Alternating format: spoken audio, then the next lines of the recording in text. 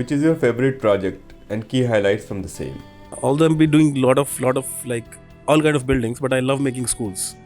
A few best projects that I can remember, I can recall is one is a school that I made for DPS Society at Sonipat.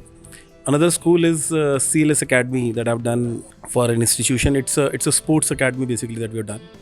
We've done some medical colleges, a lot of engineering colleges. The favorite one should stay like DPS and CLS. We work on the concept. Basically, all my buildings are like if I get a chance, that if the client allows me to like go over the board for like doing the kind of architecture I want to do, when there is no restriction of cost and there is no restriction of spaces also, like we have acres of land available, then I would want to go in for some iconic buildings, some form-based buildings, and DPS being that form-based building. If you cross by the building, you have to turn right to look at the building. Oh, looks like a very nice building. That's the key. That is more important. The function of the building is for the users who are inside. Okay, I have to take care of those users. But then form actually speaks when somebody is crossing by the building. The form is for the passers-by also. So we have to take care of both things. And then third most important thing is beyond form function is viability. The building has to be viable. Sometimes we should not go over that board that the viability of the project goes down.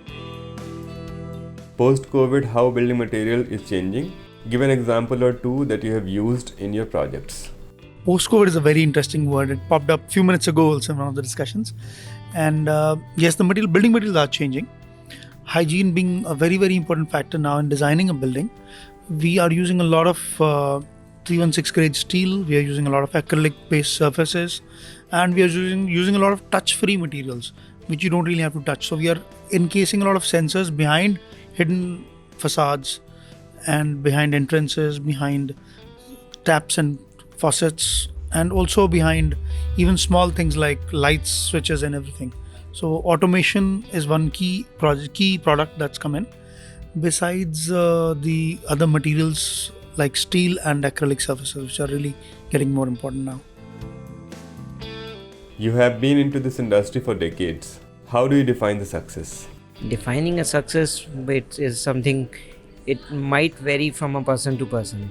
If I talk about myself, for us being an architect, if somebody appreciates my building, that is a success for me. If somebody appreciates my work, that is a success for me.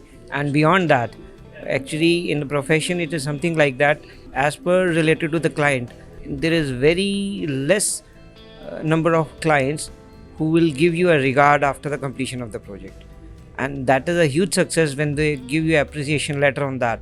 That is a success.